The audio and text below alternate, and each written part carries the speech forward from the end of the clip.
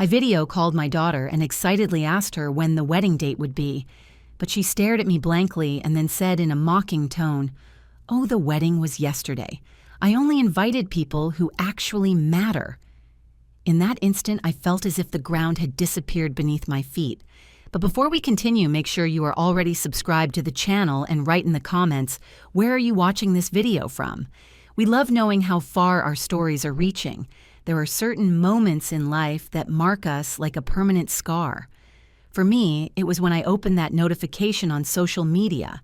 My only daughter, Emily, was radiant in her wedding dress, surrounded by family and friends. Everyone was smiling, everyone was celebrating, everyone except me, who did not even know the wedding had happened. I felt the cell phone weighing in my hands as if it were made of lead. For 3 years, I had borne the burden of supporting Emily and her fiancé, now husband Ryan. My salary as a retired teacher barely covered my own expenses, but I juggled everything to ensure they lacked nothing. I paid their monthly rent, bought furniture, appliances, and also transferred a generous amount every month for emergencies that never ended. The cell phone screen glowed with photos of the wedding that had taken place the day before. I saw Ryan's parents, distant cousins, even classmates Emily barely mentioned. And I, Helen, who had spent $500 on a navy blue dress for the occasion, waited at home for the invitation that never came.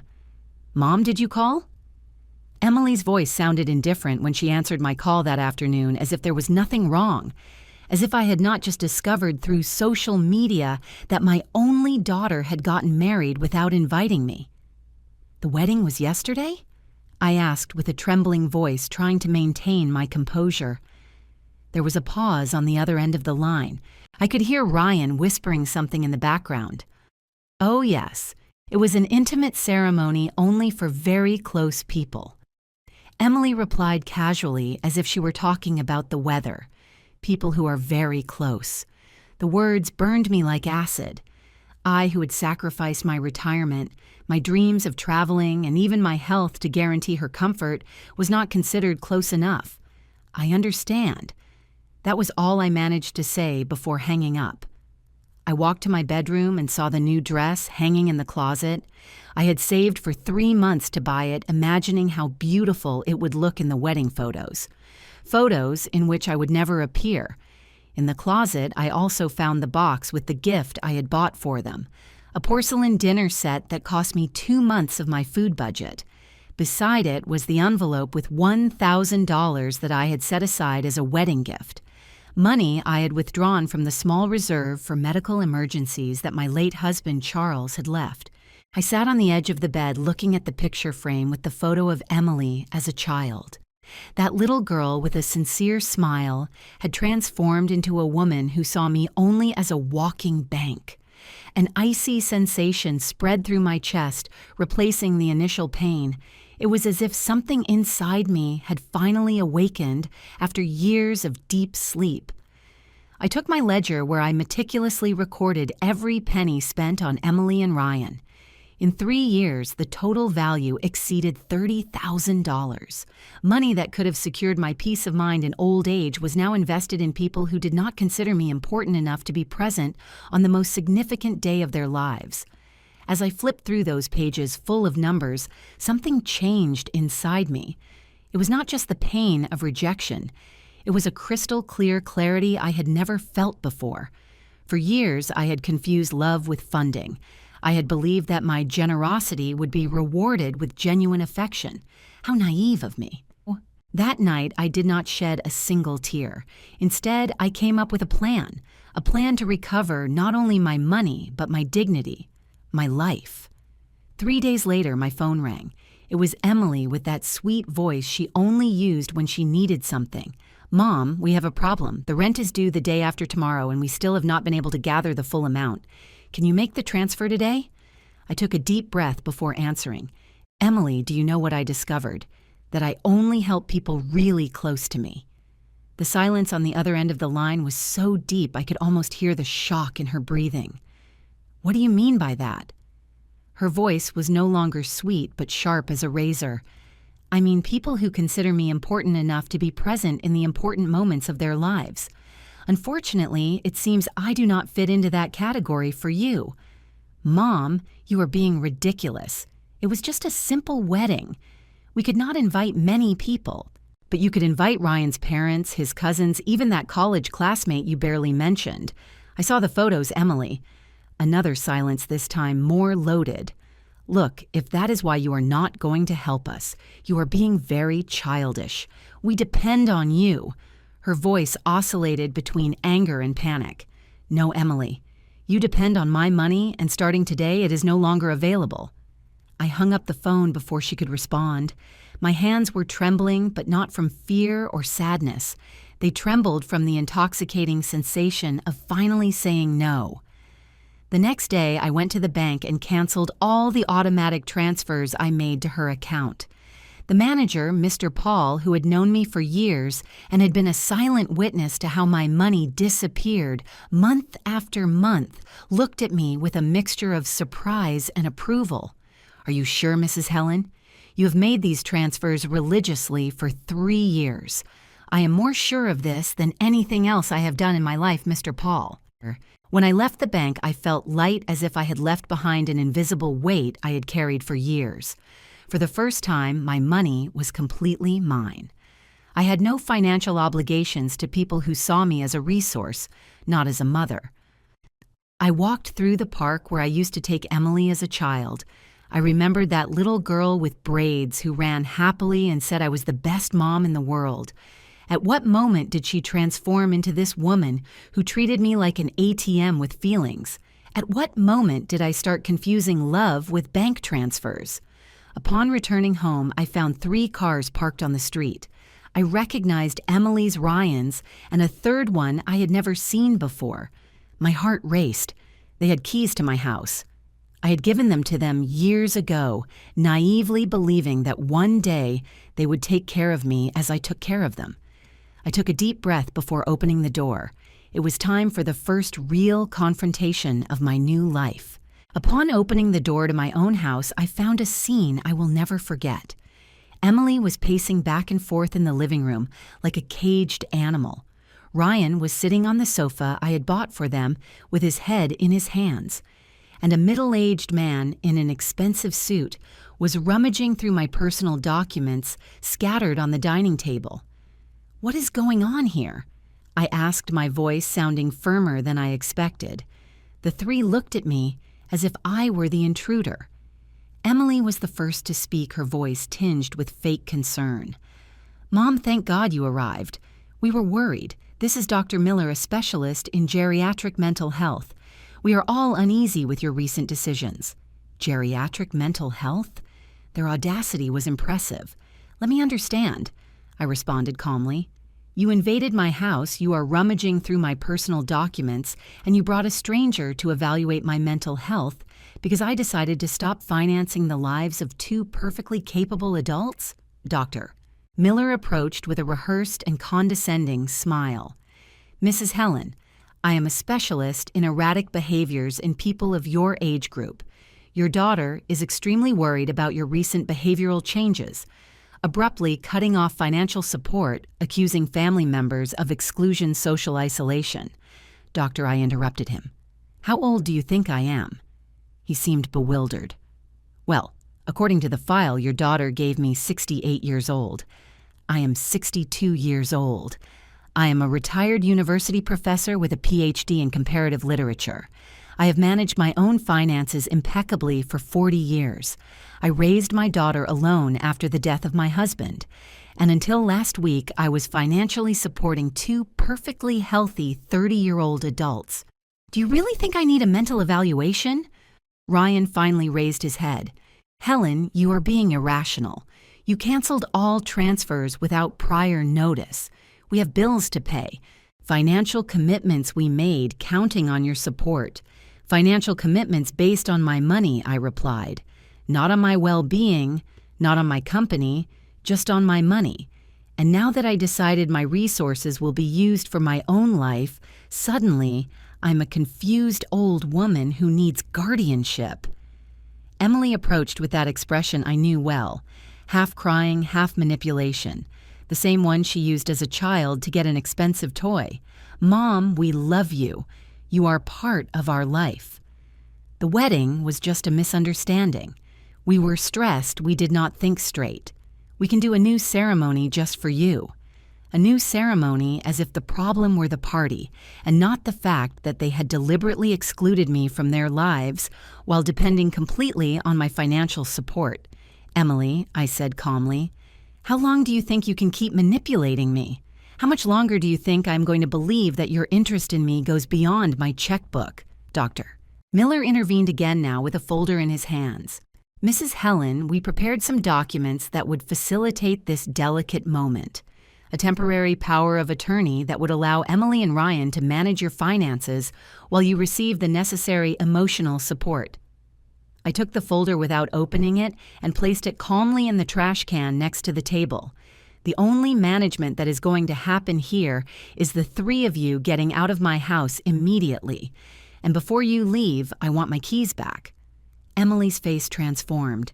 The mask of the concerned daughter fell, revealing an icy fury that scared me. "You cannot do this to us, Mom. We have rights. We are your family. Without your support, we are going to lose the apartment, the car, everything. And what did I lose, Emily?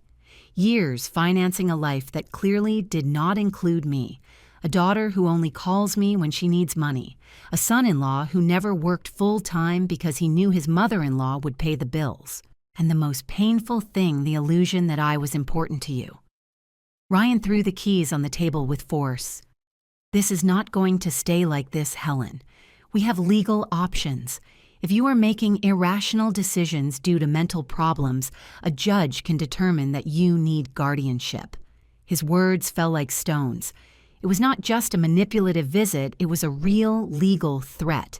They wanted to declare me incompetent to access my own money. "Get out of my house now." The three left, but not without Emily throwing one last threat. "You are going to regret this, Mom. You are going to end up alone with no one to take care of you when you really need it." When the door closed, I remained standing in the living room surrounded by the most liberating silence I had ever experienced. But I knew the war was just beginning. That night, I could not sleep. Not from sadness or regret, but from the adrenaline of finally having regained control of my life. I lay there planning my next steps like a general preparing for battle. If Emily and Ryan wanted to fight, I would give them a war. First thing the next morning, I called Mary, an old college friend who had become a respected lawyer specializing in elder law. She answered on the first ring. "Helen, how long has it been? How are you?" "I need your help, Mary. It is urgent." I told her the whole story, the 3 years of financial exploitation, the secret wedding, the invasion of privacy, the attempt to declare me incompetent. While I spoke, I realized how absurd my situation was and how I had allowed it to reach that point. "My God," Helen Mary responded with indignation. "What they did is elder financial abuse, a form of domestic violence. And trying to declare you incompetent to access your money? That is criminal. What should I do? First, change all the locks. Second, install security cameras. Third, document absolutely everything. Transfers, gifts, loans, everything you gave them in the last few years. And fourth, talk to your doctor to get a recent evaluation certifying your full mental capacity." I followed every piece of advice. That same day, I hired a locksmith to change all the locks and a technician to install a security system with cameras. I organized all the bank statements, receipts, and proof of transfers from the last 3 years. The total value was even more shocking when I saw it all together, $33,686 in 36 months. I made an appointment with my doctor, Dr. Evans, who had known me for decades. He was stunned by my story. "Helen, I have known you for 25 years. You are in better mental and physical shape than many people 20 years younger. I will make a full report certifying your full capacity. While I implemented these changes, my phone would not stop ringing. Emily, Ryan, unknown numbers, all ignored." A week after the confrontation, I received a text message from a number I did not know. "Mom, our rent is due tomorrow. We are desperate. Please, just this once. We can talk about all this later. Even without identification, I recognized Emily's manipulative style. I did not reply. 3 days later, I found an envelope in my mailbox. It was a formal notification. Emily and Ryan were initiating a process to declare me mentally incapable of managing my own affairs. The allegation? Abrupt behavioral changes, irrational financial decisions, paranoia, and social isolation. I called Mary immediately. "We already expected this," she said calmly. "It is the only way they have to access your money now that you cut off voluntary access. But do not worry. We are prepared." The following week, I discovered that Emily and Ryan had collected testimonies from several people attesting to my alleged mental decline. A neighbor who rarely spoke to me, a pharmacist who barely knew me, and even a former co-worker I had not seen for years. "This is how it works," Mary explained. "They build a false narrative based on superficial and decontextualized observations. But we have something much more powerful, the truth." The week prior to the preliminary hearing was the longest of my life. Every hour seemed stretched to the max while I prepared to face not only a complicated legal system, but my own daughter, trying to declare me incompetent. Mary prepared me meticulously. We rehearsed possible questions, reviewed all the documentation, discussed every detail of my financial and personal life. Dr. Evans had drafted a detailed medical report confirming my excellent physical and mental health. We also obtained statements from university colleagues, former students, and other professionals who attested to my lucidity and competence. On the eve of the hearing, I received an unexpected call from Teresa Ryan's mother. I hesitated before answering, but curiosity got the better of me. "Helen, it is me, Teresa." "Hello, Teresa?" I kept my voice neutral, revealing no emotion. "I wanted you to know that I do not agree with what Emily and Ryan are doing." Her voice trembled slightly. "George and I did not know that you had not been invited to the wedding. They told us that you were sick and could not attend." A wave of nausea invaded me. Not only had they excluded me, but they had also lied about me to the other guests. "Thank you for telling me, Teresa." "Helen, they are financially desperate. They bought that expensive apartment, the new car, the trips, everything based on the money you gave them. Now they are drowning in debt. And that justifies trying to declare me incompetent?" There was a heavy silence. "No, of course not. That is why I am calling you. I am going to testify in your favor tomorrow." The offer took me by surprise. "Would you do that against your own son?" "I will do it for the truth, Helen. And also, because I am tired of seeing my 32-year-old son refusing to assume responsibilities. George and I are also aging. We cannot support them like you did." After hanging up, I sat thinking about how money had the power to distort relationships, to transform love into dependency, to turn family members into adversaries. What would have happened if I had never been so generous? Would Emily and Ryan have learned to live within their means? Would they have developed the work ethic they never had? Had I, without realizing it, contributed to creating the monsters that were now attacking me? The morning of the hearing, I woke up before the alarm. I put on my navy blue suit, not the one I had bought for the wedding, but an older one I used for important occasions at the university. I wanted to look exactly like what I was, a respected professor, a competent woman, a person who deserved dignity. Upon arriving at the courthouse, I saw Emily and Ryan in the hallway with their lawyer, a man with a stern expression whom I recognized from TV commercials, the type who promised quick results in family cases. Our gazes crossed briefly. Emily quickly looked away, but not before I caught something in her eyes. It was not anger or determination, but fear. She was scared. Maybe for the first time in her adult life, she was facing the real consequences of her choices. The courtroom was smaller than I imagined, more like a meeting room than the dramatic courts in TV series. Judge Mendoza, a man of about 60 with an attentive gaze and serene posture, reviewed documents while everyone settled in. The session began with Emily and Ryan's lawyer presenting their case.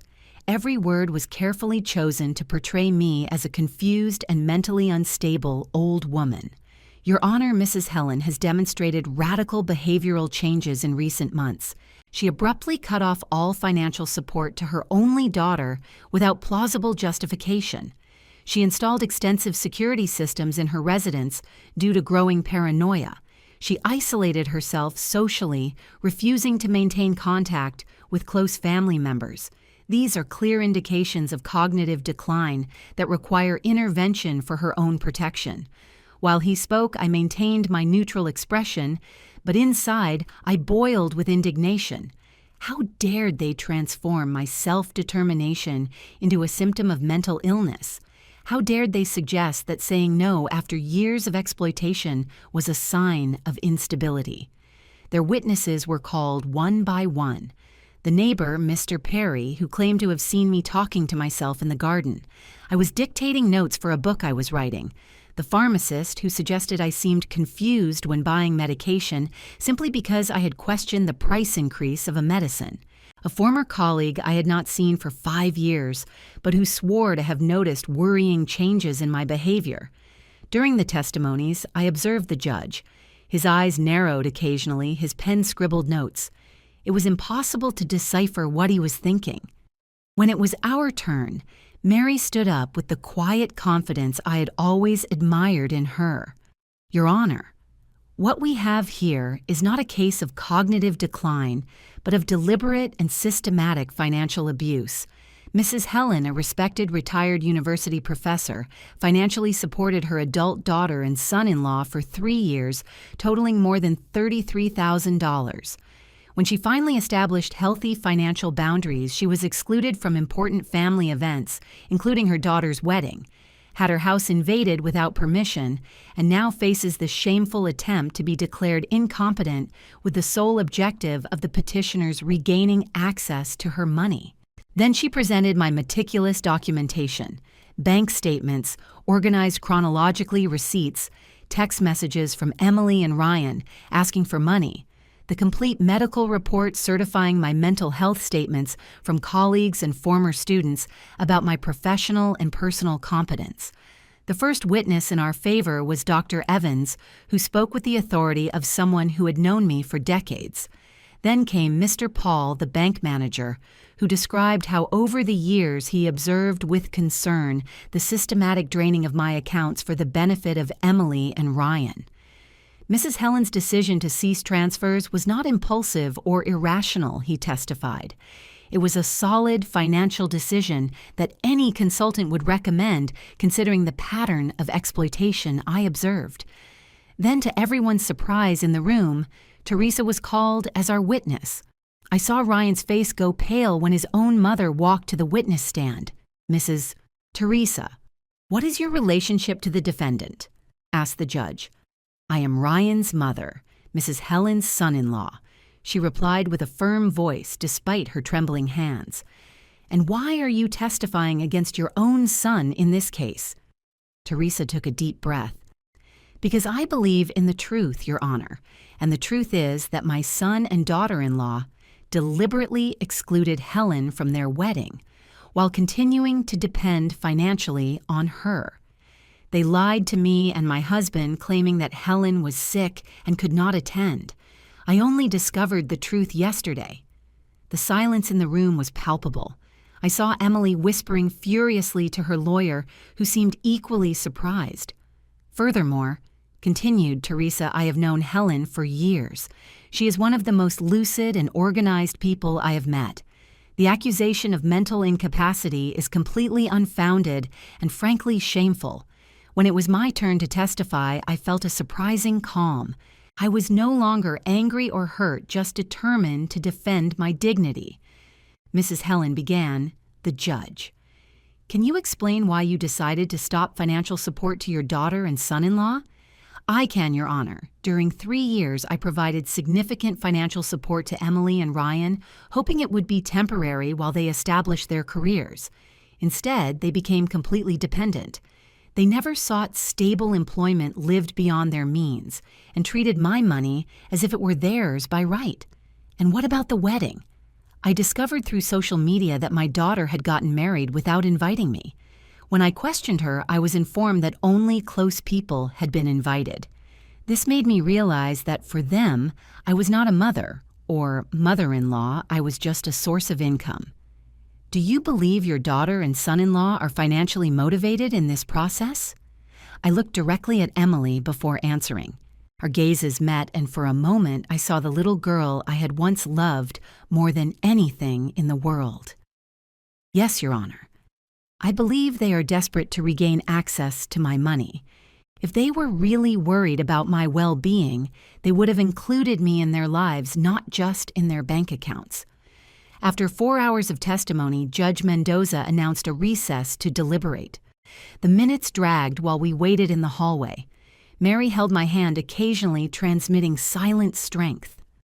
Across the hallway, Emily and Ryan talked tensely with their lawyer. He seemed frustrated, gesturing vehemently while he spoke. Teresa remained alone, sitting on a bench far away, staring at the floor. Her testimony had effectively created a chasm between her and her son. "How do you feel?" asked Mary. "Strangely at peace," I replied. "Regardless of the result today, I spoke my truth. For the first time in years, I stood up for myself." When we returned to the courtroom, Judge Mendoza had a grave expression. He adjusted his glasses and began to speak with a slow and clear voice. After carefully analyzing all the evidence and testimonies presented, this court has reached a conclusion. The request to declare Mrs. Helen mentally incapable is completely denied. A sigh of relief escaped my lips. Mary squeezed my hand discreetly. Furthermore, continued the judge, the evidence strongly suggests that this process was motivated not by a genuine concern for Mrs. Helen's well-being, but by an interest in her financial resources. This court views with extreme seriousness attempts to exploit the legal system to gain financial control over perfectly capable elderly persons. He looked directly at Emily and Ryan, who now kept their eyes down. The court orders that the petitioners, Emily Oliver and Ryan Santos, maintain a minimum distance of 100 yards from Mrs. Helen's residence and do not attempt to contact her by any means without her explicit consent. Any violation will result in severe legal sanctions. Mary smiled discreetly. We had requested a restraining order, but we did not expect it to be granted so promptly. Finally concluded the judge, the court recommends that the petitioners seek professional financial advice to manage their own finances responsibly. Court is adjourned. Upon leaving the courtroom, I saw Emily crying on Ryan's shoulder, who shot furious looks at me.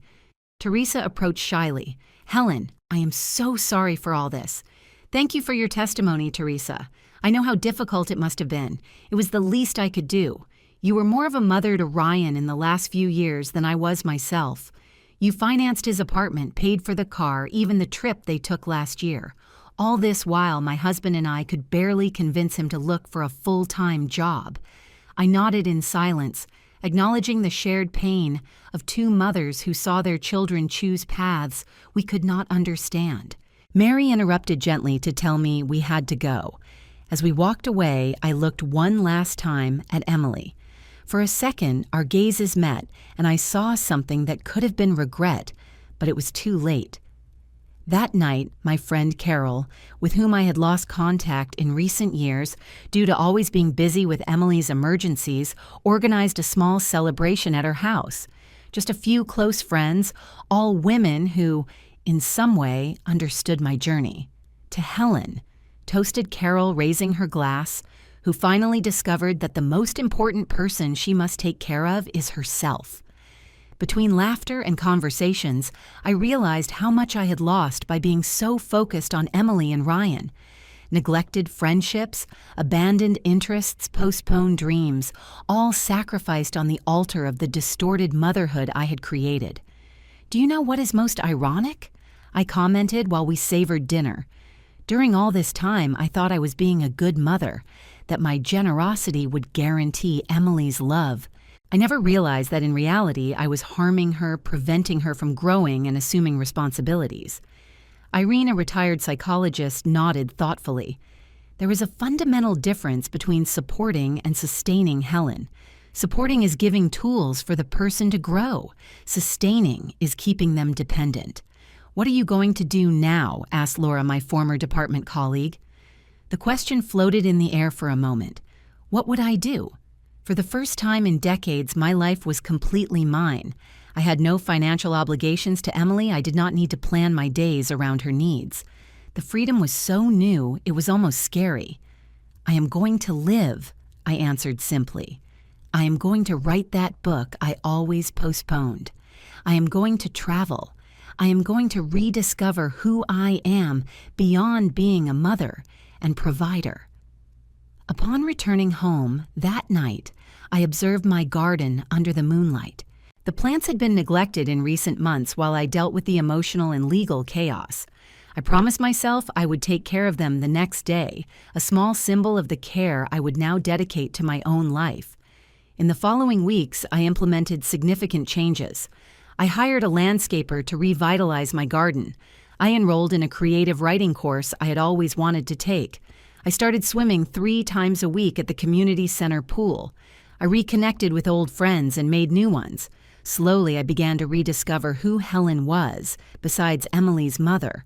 1 month after the trial, I received a letter from Emily.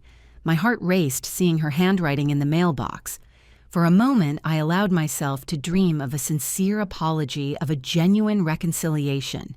The reality was different. The letter was cold, almost commercial. "Mom, we are facing serious financial difficulties due to your sudden decision. The bank is threatening to foreclose on the apartment. We urgently need $3,000 to regularize the situation. I know we had our disagreements, but you cannot simply abandon us like this. We can discuss an agreement, maybe a formal loan with a payment term if that makes you feel better." Emily. Not a word about the lawsuit, not an apology for trying to declare me incompetent, not even an acknowledgement of the pain they had caused me. Just another request for money disguised as an attempt at reconciliation. I returned the letter to the mailbox without answering. There was nothing more to say. 2 weeks later, I learned from a mutual acquaintance that Emily and Ryan had moved to a smaller apartment in a neighborhood further away. Ryan had finally gotten a full-time job at a logistics company. Emily was giving private lessons to supplement their income. They lived more modestly, but they lived. A part of me felt a pinch of pride. Maybe finally they were learning to live within their means. Maybe adversity would teach them what my misguided generosity never could: the value of independence, of responsibility. Another part, the mother I would never cease to be, felt a silent pain. Not for the money I had given or for what I had lost, but for the relationship that could have been if it had not been contaminated by financial dependence. On a sunny Sunday afternoon, while I worked in my newly revitalized garden, I heard a car pull up in front of my house. Through the security cameras, I saw it was Teresa. I hesitated for a moment, but decided to answer. She seemed nervous, holding a small package in her hands. "Helen, I hope I am not bothering you. You are not Teresa. Do you want to come in for coffee?" Sitting on the porch with steaming cups, we talked about trivialities: the weather, the flowers in the garden, the new bakery in the neighborhood. Finally, Teresa gathered the courage for the true reason for her visit. "Ryan and Emily had a son," she said softly, "a boy. He was born 3 days ago." The news hit me like lightning. I was a grandmother, and I did not know. They had not informed me of the pregnancy. I had not been present to support my daughter. I had not seen my grandson born. They named him Charles. Continued Teresa, like your late husband. Silent tears began to roll down my face. Charles, my husband, who had passed away when Emily was only 15. The man who had loved us unconditionally, who had worked tirelessly to ensure our future. "They did not want me to tell you," admitted Teresa, "but I thought you had the right to know, and I brought you this." She handed me the small package. Inside was a framed photograph of the baby, a newborn with pink cheeks and a fuzz of dark hair like Charles. "Thank you," I whispered, unable to say more. Helen Teresa hesitated, choosing her words carefully. I know Emily and Ryan did unforgivable things. I am not asking you to forget or forgive them. But that baby is innocent. He deserves to know the wonderful grandmother he has. I remained silent, absorbing her words, looking at the little face in the photograph. A new Oliver. A new opportunity, maybe? I will think about it, Teresa. That is all I can promise right now. After Teresa left, I spent hours looking at my grandson's photo, Charles. The name awakened memories of true and selfless love, something that seemed so rare now. That night, I wrote a letter. Not for Emily or Ryan, but for little Charles. A letter he would not read for many years, but that expressed all the love I already felt for him, all the hope I placed in his future, all the wisdom I would like to transmit to him. I ended with words I hoped one day to be able to say to him in person. Your grandfather Charles used to say that true love is like a tree. It needs strong roots, not ropes that tie it down. I hope that when you read this letter, you understand that sometimes we need to cut ropes to allow roots to grow.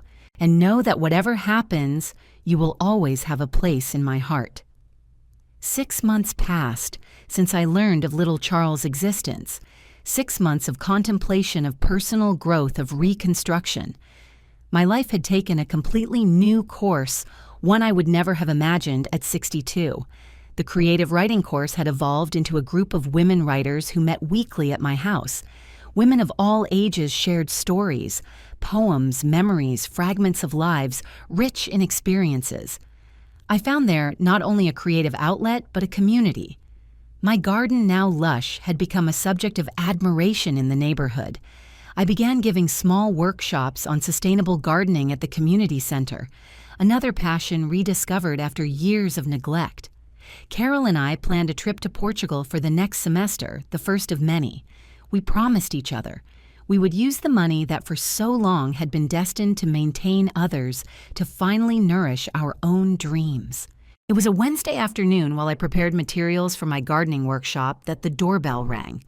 Through the security system monitor, I saw Emily standing at the door with a baby in her arms. My heart raced.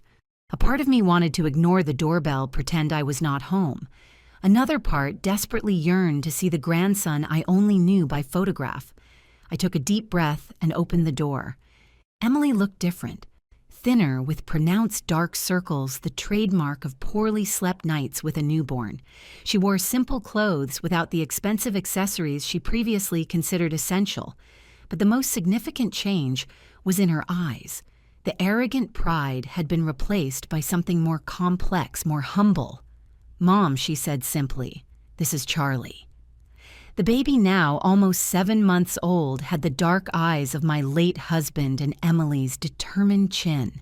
He was absolutely perfect. "Can I come in?" asked Emily, her voice with an uncertainty she had never shown before. I nodded and stepped aside, allowing her to enter. I watched as Emily looked around, noticing the changes in the house, new paintings on the walls, books scattered on the coffee table, the garden visible through the windows. "Your house is different," she commented. "More you." "I am different," I replied simply. An awkward silence hung between us. There was so much to say, so many wounds still open, so much unresolved pain. Can I hold him?" I asked, finally looking at the baby. Emily hesitated for a moment. Then she nodded, handing Charlie to me carefully. The weight of him in my arms awakened memories of when I held Emily for the first time. That overwhelming sensation of unconditional love, of fierce protection, of infinite hope. "Hello, Charlie," I whispered, absorbing every detail of his little face. "I am your grandmother." The baby looked at me with that solemn curiosity only newborns possess. Then surprisingly, he smiled, a toothless and drool-filled smile that melted something hardened inside me. We sat in the living room, the silence less tense now, filled occasionally by Charlie's babbling. Finally, Emily spoke. "Teresa told me you know about Charlie, that she came here." "Yes, it was a few months ago." Emily nodded, biting her lip, a nervous gesture I recognized from her childhood. At first I got angry with her. I thought it was not her right to tell you. And now I realize she was right. You deserve to know. She paused, taking a deep breath. Mom, I did not come to ask for money. Then why did you come, Emily? She looked at her own hands, then at her son, and finally at me. Because when Charlie was born, something changed in me. I started thinking about how I want him to see me when he grows up, what kind of example I want to give him, and I realized, her voice cracked, I realized I do not want him to learn what I taught you. I remained silent, giving her space to continue. I do not want him to learn that love can be bought or sold. I do not want him to think it is okay to use people who love him. I do not want him to grow up believing he deserves things without effort. Tears began to roll down her face. I do not want him to treat me like I treated you. Her words resonated deeply. They were not a direct apology, but they acknowledged the truth of what had happened, and that perhaps was more significant than any rehearsed "I'm sorry." Things are different now, continued Emily. Ryan is working full-time. I give private math lessons and do proofreading work online. Our apartment is small, but it is what we can afford. Is it honest? Are you okay? I asked, genuinely worried. We are learning to live with what we have, she replied. It is hard sometimes. There are days when I miss being able to buy what I want without thinking twice. But there is something I do not know how to explain. Something dignified in earning our own living. As she spoke, I realized this was the first honest conversation we had had in years. There was no manipulation, there were no hidden agendas, just raw truth. Mom, I do not expect you to forgive me. What we did was unforgivable. She swallowed hard. Trying to declare you incompetent after everything you did for us. I have no words to express how much I regret it. Does Ryan also regret it? I asked, remembering the furious look he had given me in court. He is on his way. It took him longer to accept our new reality. His pride was wounded, but Charlie is changing that too. Ryan is a good father.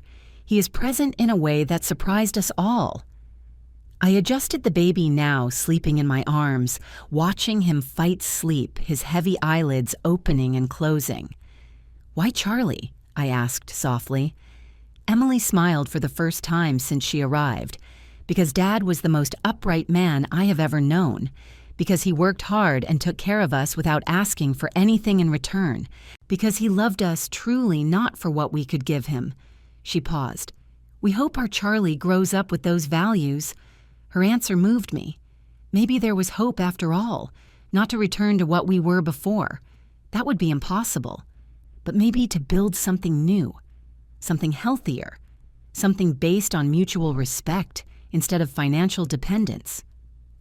I did not come to ask for your presence in our lives, said Emily, interrupting my thoughts. I know that would be asking too much after everything.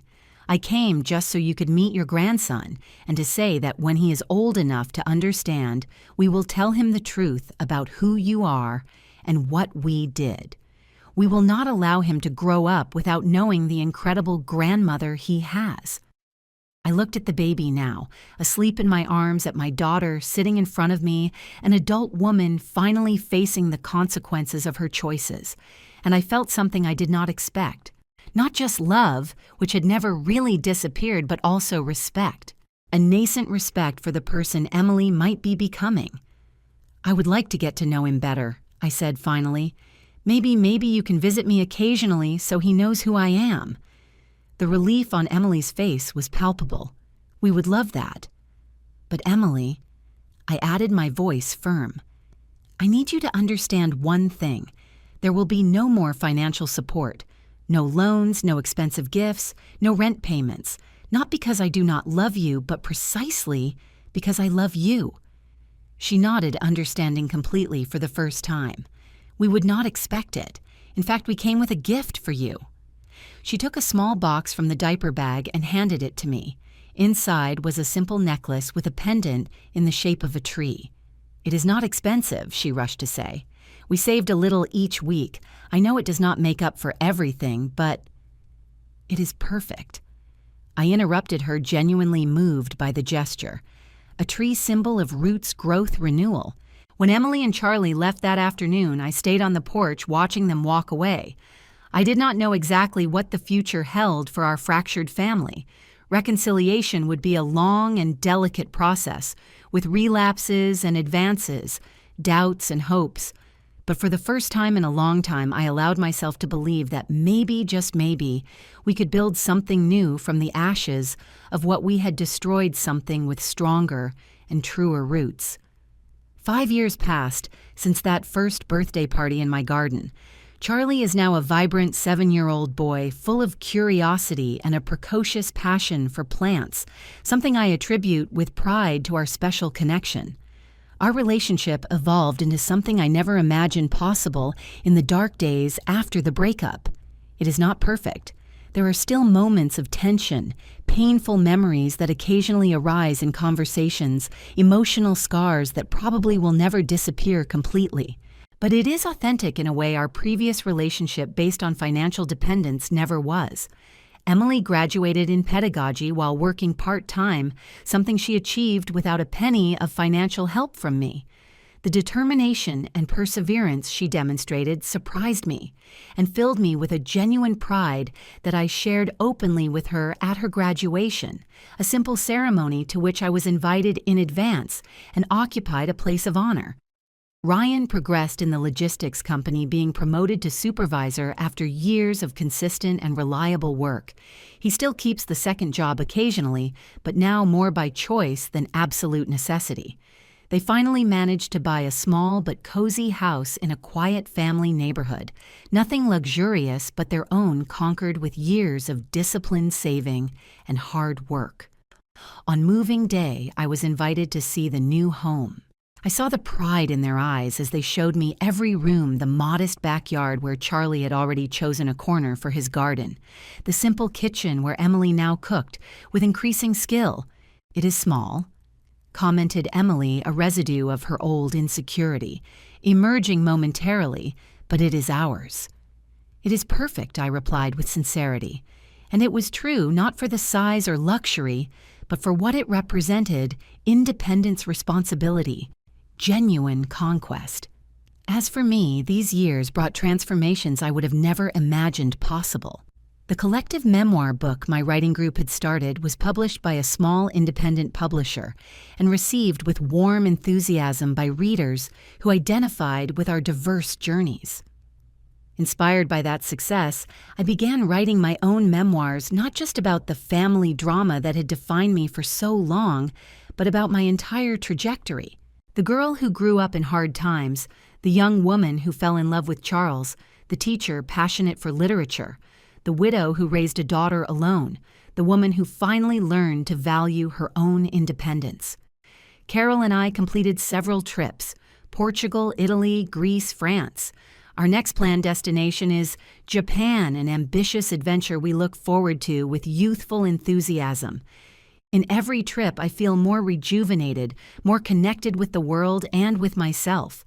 My garden became a refuge not only for me, but for a small group of neighborhood children, including Charlie, who come weekly for gardening classes. Seeing these children of different ages and backgrounds learning about patience, care, and growth through plants brings me deep satisfaction I never experienced in my decades of misguided financial generosity.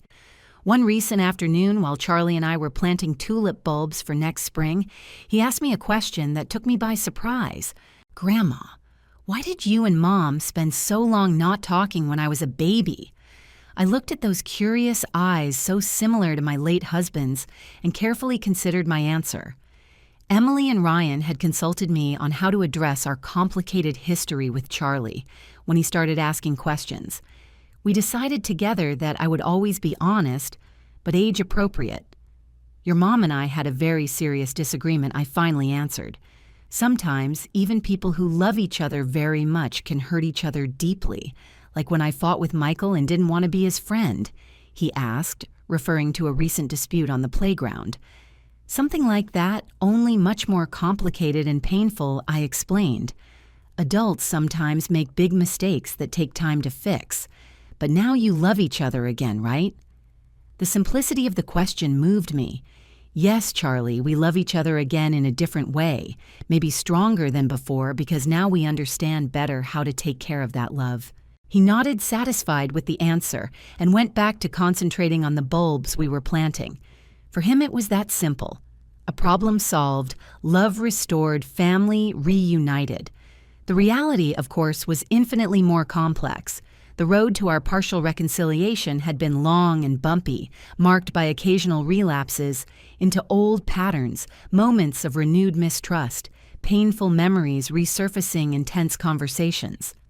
There was the episode 2 years after our initial breakup, when Emily suggested I could lend money for an investment opportunity Ryan had discovered. My firm refusal caused a few weeks of renewed tension until she finally acknowledged the problematic pattern resurfacing.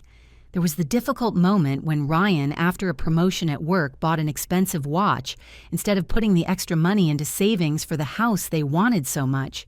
Emily and I had a frank conversation about financial habits and priorities, a conversation that would have been impossible in the days when I simply wrote checks to solve all problems. There were occasions when I found myself almost reverting to my role as financial provider, when I wanted to pay for an expensive summer camp for Charlie, when I had the impulse to offer money to furnish the new house, when I saw Emily admiring a dress she clearly couldn't afford. In those moments, I needed to remind myself of the most valuable lesson I learned. True love does not always mean giving what the person wants, but what they really need. And sometimes what they need most is the opportunity to conquer something for themselves. On a recent Sunday morning, while we drank coffee after the family lunch that had become a monthly tradition, Emily surprised me with an unexpected confession. You know, Mom, sometimes I think about what would have happened if you had never cut off our financial support. And what do you think would have happened? I asked, curious about her perspective. She considered the question seriously, looking out the window at Charlie playing in the garden with Ryan. I think we never would have truly grown up.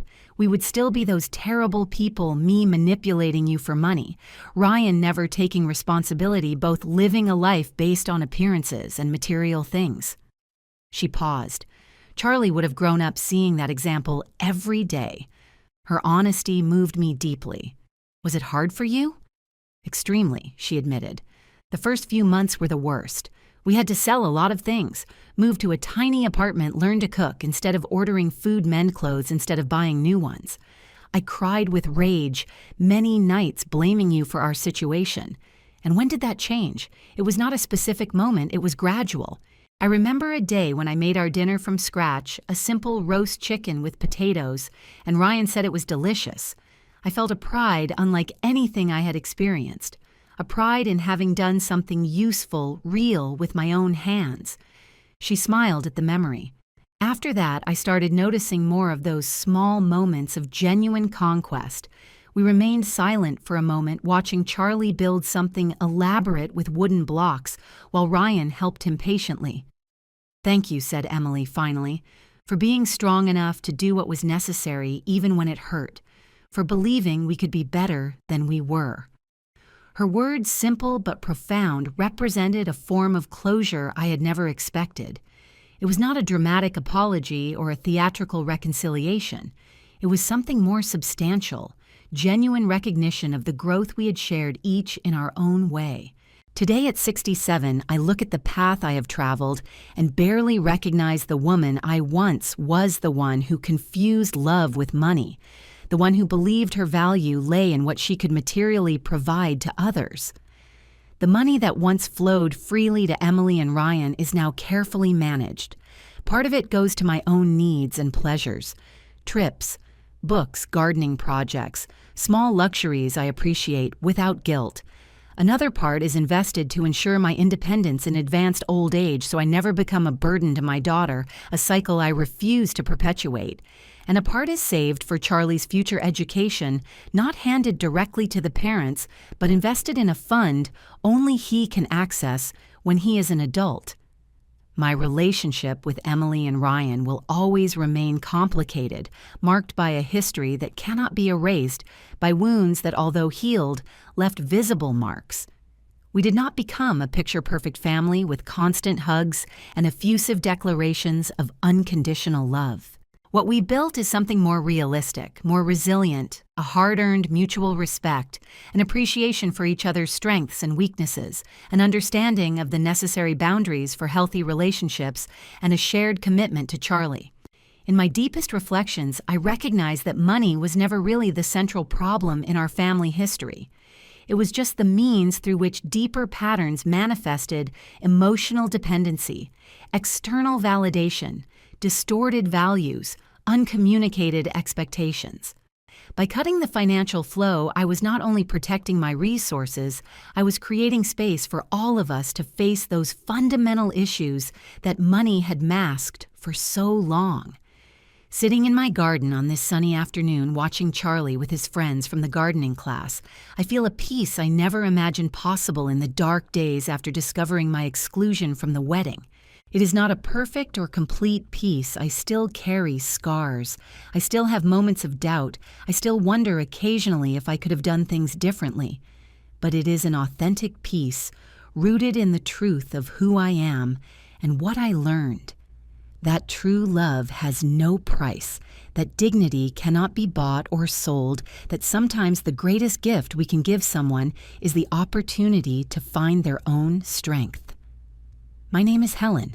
I am 67 years old, and I finally learned that the most important person we need to love and respect is ourselves. Now, if you like this story, click on this next video appearing on the screen because in it there is a story of betrayal and twists like you have never seen before.